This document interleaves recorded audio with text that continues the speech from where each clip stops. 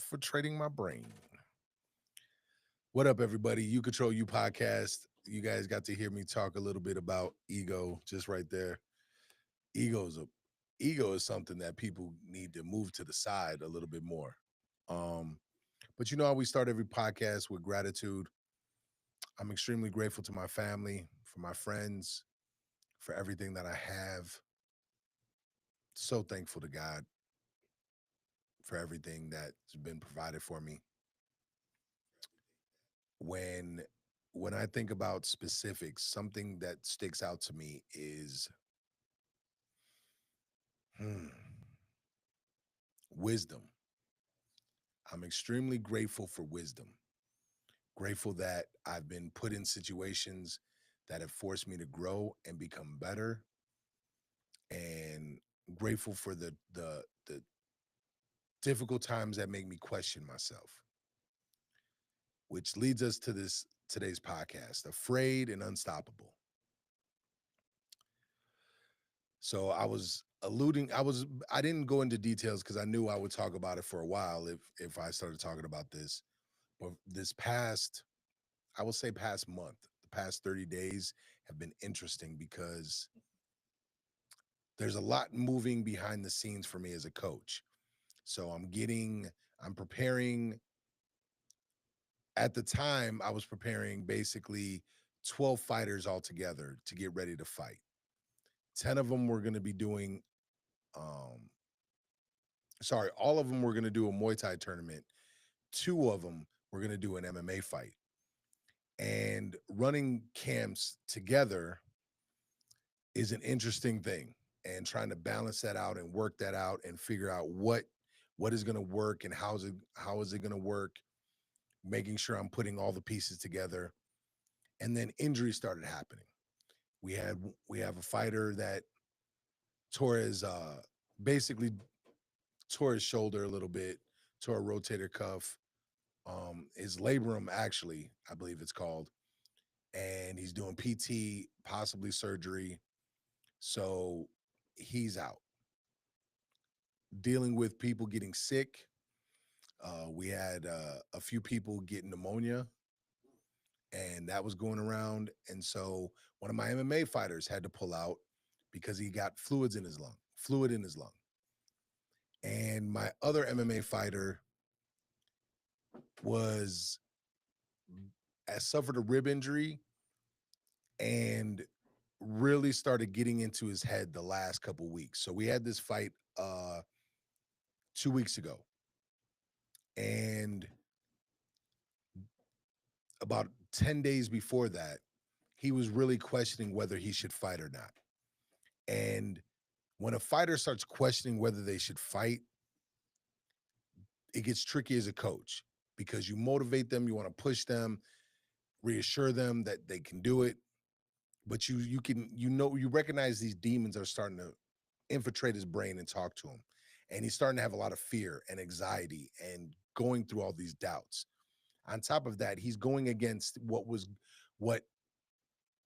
on paper looked like what was going to be his toughest competition. A kid that moved here from Afghanistan that already had 40 to 50 competitions, combat karate, some MMA fights in Afghanistan, but because he didn't make any money or whatever the case is, his record says 0-0. So this kid has more experience than our fighter. And that's scary, right? And so we get to the week of the fight, and my fighter is like, I don't know if I could do this. Now, I'm not gonna lie, it's a little bit different with him because he's also basically like my son. I call him my son.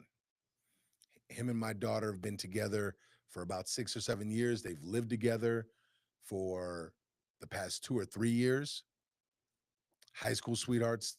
He's 22, she's 21. Like, this is my son. I've known him since he was 14.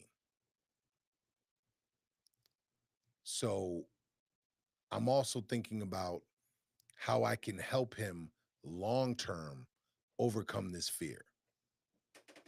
I know what his family life has been like. It's not always the best. So I'm it's up to me, right?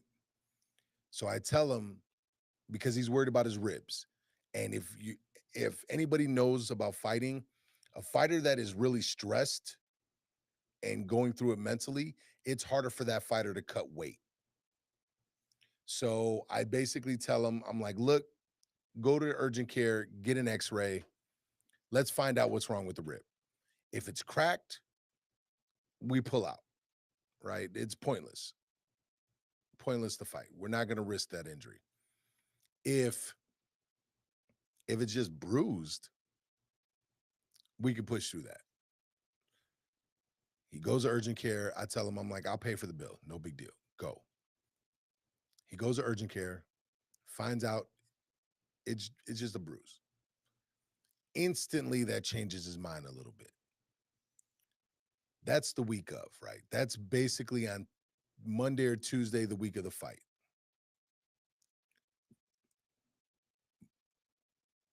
That's Sunday. The Sunday before that, he's really struggling and stressed out.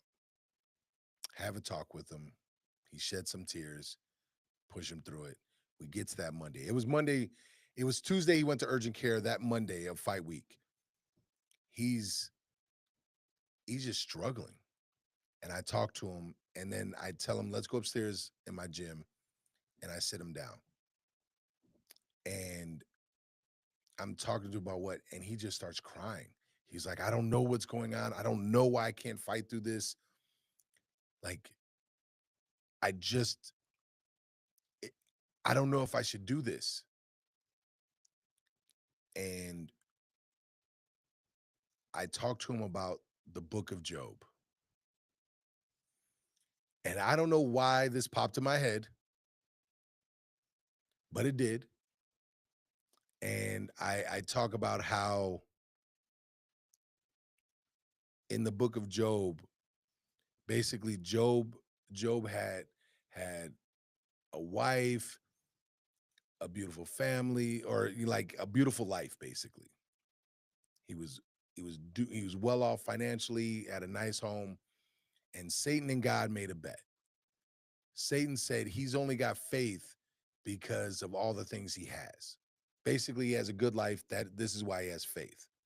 They make a bet if everything gets taken from him, right?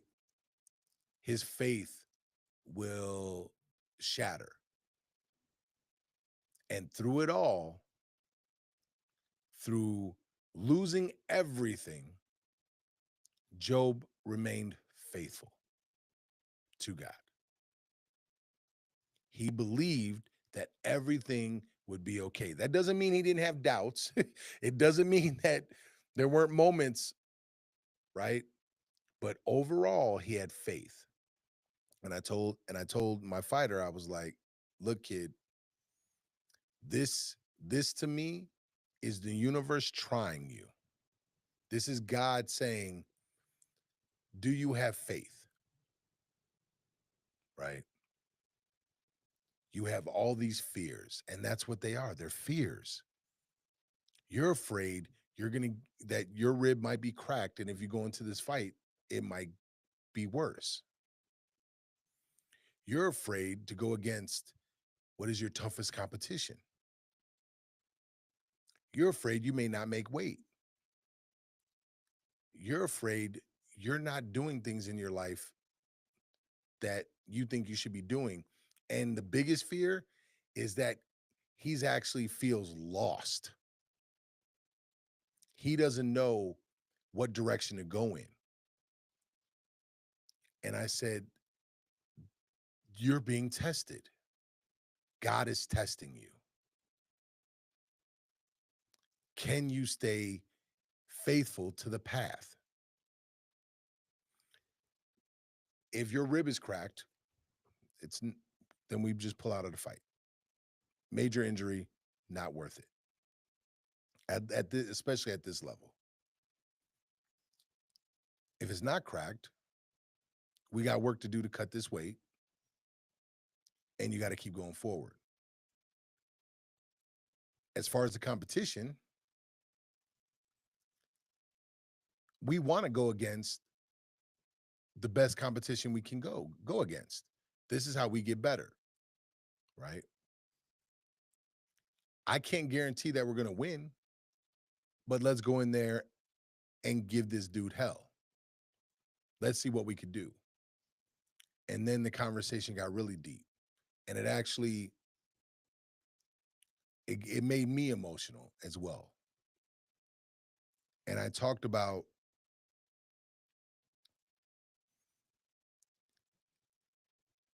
everybody is lost. The difference is that not everybody has a destination that they know they're headed to. You have a destination. And I made him tell me that destination. He said Las Vegas under the bright lights with with a picture of him and a video of him on the jumbo screen about to fight. That's his destination. That's where he sees himself. I'm like, kid, there's no there's no guaranteed path to get there. So technically we're lost. We're just going forward lost. What I will say is that because we know what the destination is, we can just try every path until we get there. And then I explained to him how it took me 40 years, technically 41, 42 years, to really finally be okay with being lost. And he looked at me funny and I said, yeah, kid, I'm lost. I thought I had to know the path off the jump. And when I remember coming home and just saying I'm lost and being in tears about it and being crushed about it and thinking that I'm failing as a man, I'm failing as a husband, failing as a significant other, failing as a father. I thought I was failing because I didn't know how to get to where I see myself. I didn't know. I didn't know how to make my gym bigger. I didn't know how to be a better motivational speaker. I didn't know how to do the things that I could see me doing. I didn't know how to get there. And I would spend so much time focused on how to get there based on fear. I was afraid to actually just keep losing. I was afraid to take that shot sometimes. And I broke it down to him. I'm like, look, kid, I know where I want the gym to go. And I know where I want to go as a speaker. I know where I want to go as a husband. I know where I want to go as a father. Once I became okay with messing it up a lot, once I became okay with missing the shot, with doing the wrong thing, it became easier. I'm okay being lost. I'm okay just living life and experiencing this journey. And I broke this down to him. And I'm like, look, man, any man that says they have it all figured out is full of shit. You only figure out the things that you've done. You don't know what's going forward. You don't know what's going to happen as you move forward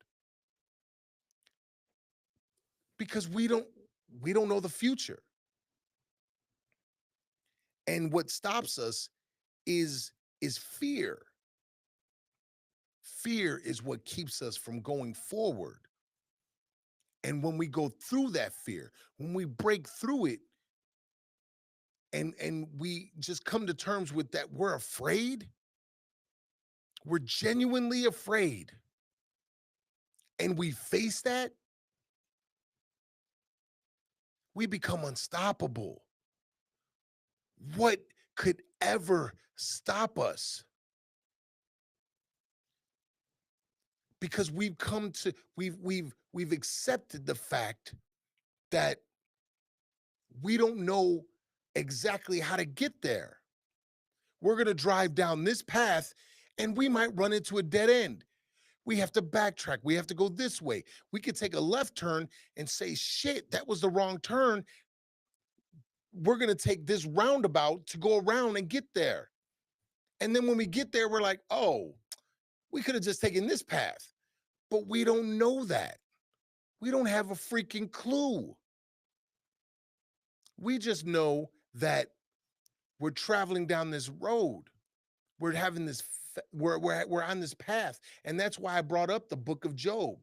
He believes in God, right? I don't care what you believe in. I know he believes in God. I believe in God, right? So that story stuck out to me because Job didn't know. He didn't know he was going to become wealthy again. He didn't know he was going to have a house again. He didn't know he was going to have like he didn't know any of this stuff. But he had faith that he would. He had faith that if he kept moving forward, he would be okay.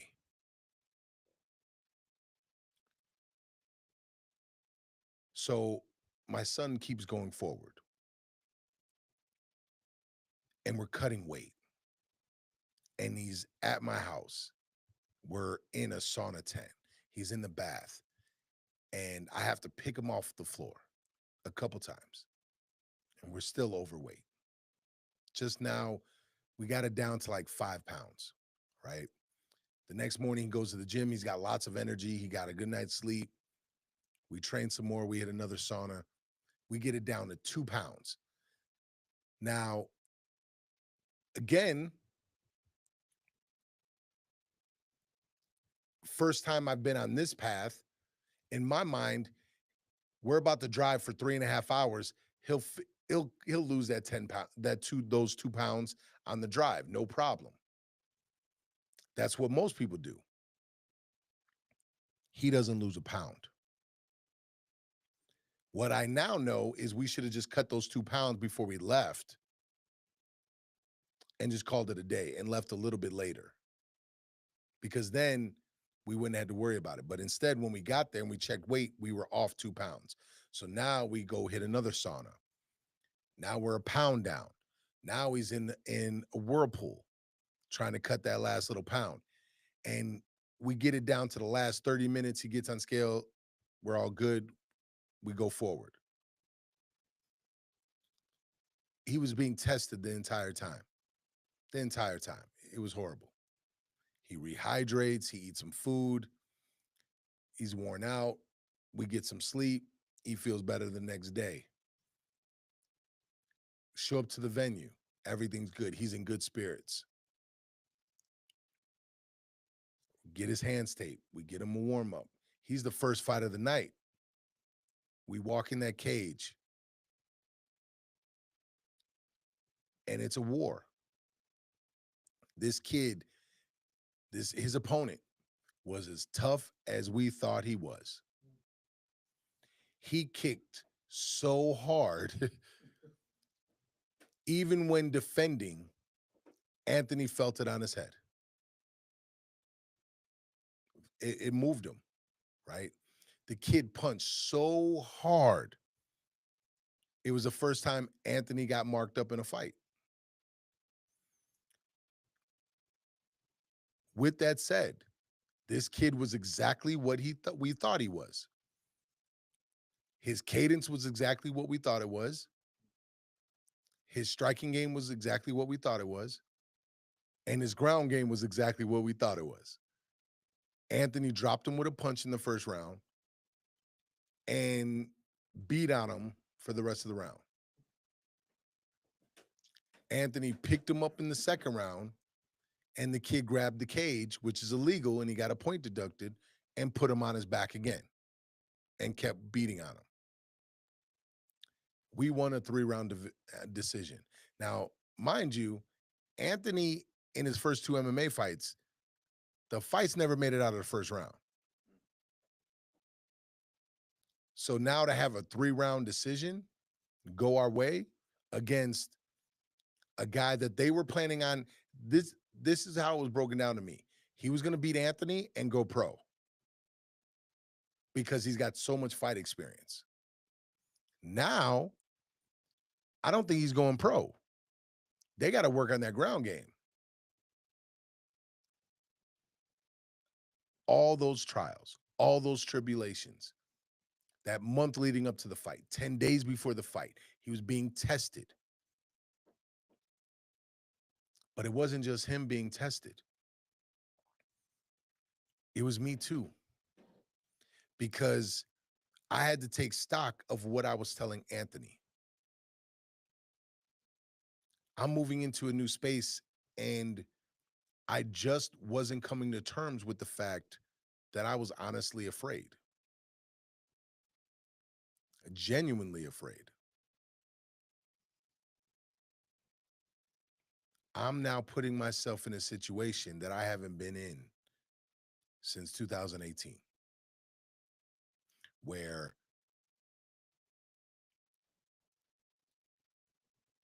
it's going to take everything I have to make this work. And if it doesn't work, I could lose my home. Now, granted, my business can fold right now and I could lose my home. I would have enough time to recover. I would be able to see that it's not going the direction that it's supposed to be going and make some corrections. I don't exactly, this is more like a fight. I don't have all the time in the world to make the corrections in this new space. If things don't work, I gotta adjust quick or trust that it's going to turn around. I had to admit to myself that within my own marriage, I still have fears, that I'm still going through things and realizing that I'm not living as free spirited as I could. And I may never be able to do that. And I have to come to grips with that.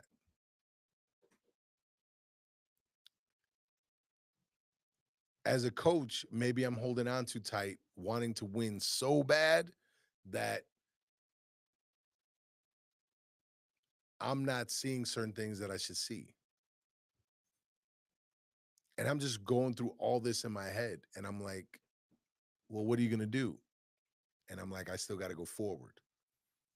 And that's the beauty of at least my job. I get to help so many other people that it forces me to look and take stock of myself. And when I think about my business, I had to really take stock and do things a little bit differently. I was telling Corey, I had a staff meeting with my instructors, and I actually wrote out a full out agenda. I've never done anything like that before. I just have some topics and I just go. But no, I had a full out agenda. This is what I'm going to talk about. This is how I'm going to do it. And then able to answer questions. And honestly, it felt good to be that organized. I was so afraid of being organized that it would stop me from being a stop my freestyle, that I wouldn't do it. But instead, it actually helped my freestyle. It helped me be able to talk off the cuff because now it was more precise. I'm like, wow, this is great. This is awesome. And the more organized I become as a coach, the more I'm realizing I can freestyle. Not only have I built an MMA curriculum, a Muay Thai curriculum, but now I'm putting together my own striking playbook. I'm like, man, this is really, first of all, I'm having fun because I'm kind of a nerd about this stuff. But all the things that I was afraid of doing has only made me better. And it's like, oh my goodness, just going through that fear has made me better. and I dare say unstoppable. It's been a crazy month, and I'm so blessed for these challenges. Were you about to say something, Corey? No, I'm just amen. It's been a crazy month. Yeah. I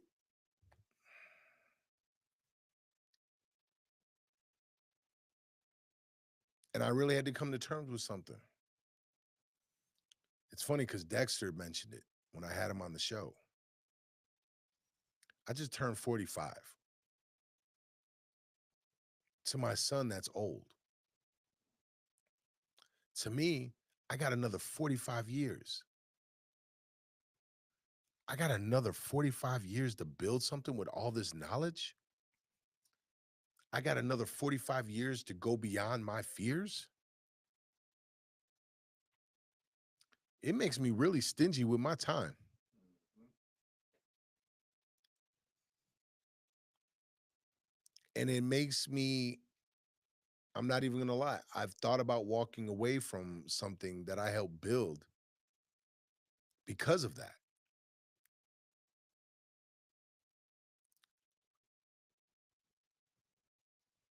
I've been holding on to certain things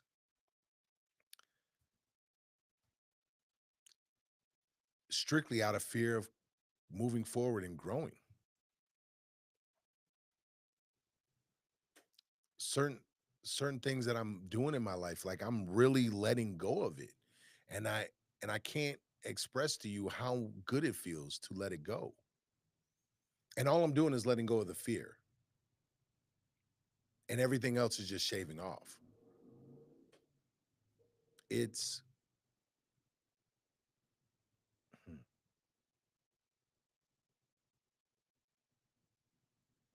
it's amazing what happens when you let go of fear. And watching my son win that fight, like, man, if we would have lost, so be it. But knowing what he put into this, not even from the physical aspect, from the mental and emotional turmoil this kid was in, to see him walk into that cage and love life, to see him have his hands raised in triumph, like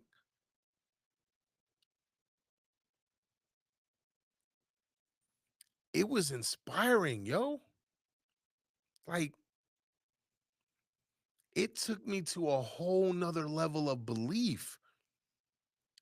And afterwards, we go get food and we got friends and family and people that came up from the gym and like they're just celebrating with us and enjoying this time. And he starts talking to me and he starts crying. And I pull him to the side and I just look at him and I'm like, kid, I didn't do this. You did this. I now know the words I wish I would have told him is like, you inspire me.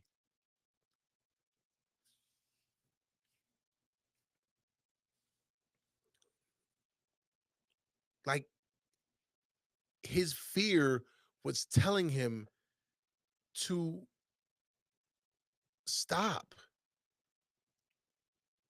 And he overcame that.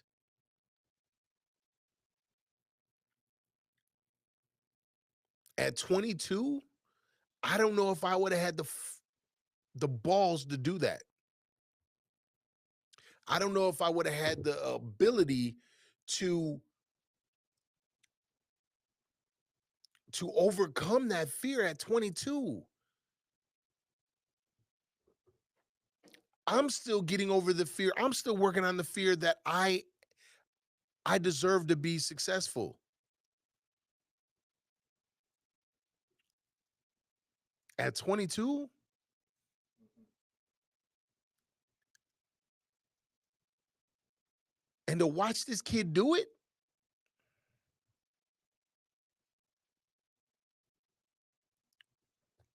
amazing. Amazing. And people, if you think it's easy to chase your dreams down, your dreams aren't big enough. Dream bigger. It's simple, but not easy. And to be able to overcome fear like that, I was truly inspired. And it let me know how important family really is. And family isn't always dictated by blood.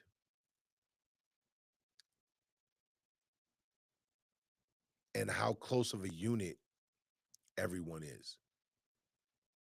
And the funniest thing is that my biggest dream that I've wanted since I was a little kid, I have. I wanted to be the king of my own kingdom. I have two sons and a daughter, and it's going to sound funny, a wife and two other women that sometimes look to me as a leader. And it's all my responsibility. And for once, I truly believe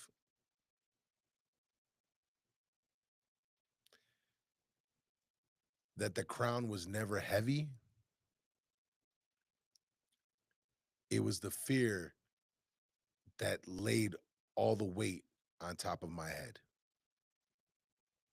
The crown is just a crown.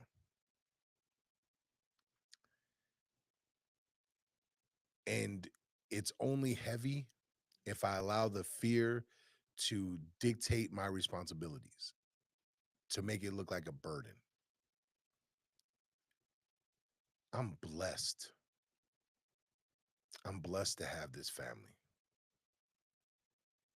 I'm blessed that they look to me as a leader.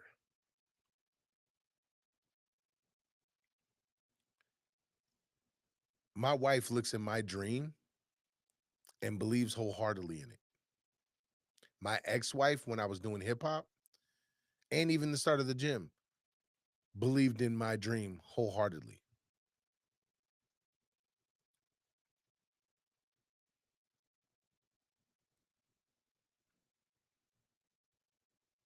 I'm very blessed.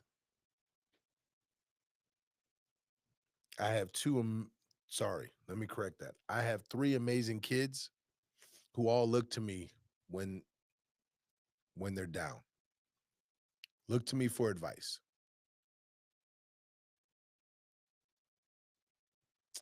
Everything I've ever wanted, I have.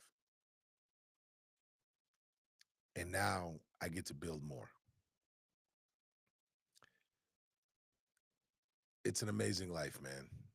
And it becomes more and more outstanding and amazing when I no longer let fear dictate my actions and I choose to be unstoppable. It doesn't mean I won't be afraid again. It just means as I get older, I'm learning how to navigate through that fear and just say, well, yeah, you're here. Cool. Ride along if you want, but I'm going forward. And that's a beautiful power right there. That's that's dope. Let me tell you, that's super dope.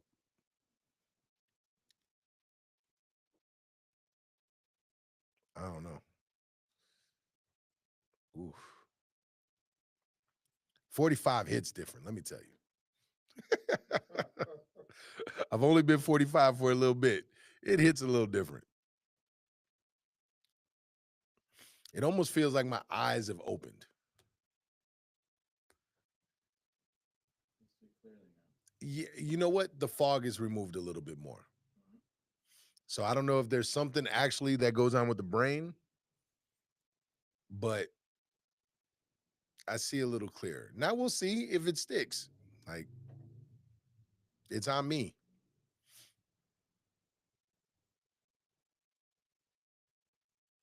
It's fun though. It's definitely fun. I don't know. What you think, Corey? Speaking all facts to me, I can definitely identify with everything you're saying. Jen, I don't think Jen's on here anymore, but she said very true. So, and I see Irish Brian gave gave a lot. So thank you. Yeah. Anything else? Yeah, I seen Hanging Lights. Yeah, I don't. That's dope. Irish Brian is always super dope. Um, just remember, man, we can't allow. We're always gonna have fear, and we're always gonna be afraid. But go through that fear. It's blessings on the other side of it.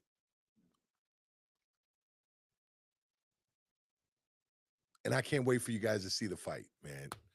It was such an epic fight. It was, ooh, man. That kid really kicked hard, man. Ooh, wee, he almost kicked Anthony's head off. And those punches, man, he had quick punches. And what was dope is that you could tell he's an experienced fighter because he'd be there and he'd look down and then kick to the head without even looking. He would do a what we call a switch kick where he goes from one stance to the next stance to throw a kick. And then he would do that same switch and kick straight up right down the middle to the face. I was like, man, this kid is like super dope. He was a fish out of water though when we took him down. He didn't know what to do there. Not exactly. And so Anthony was able to rough him up. And so that was good.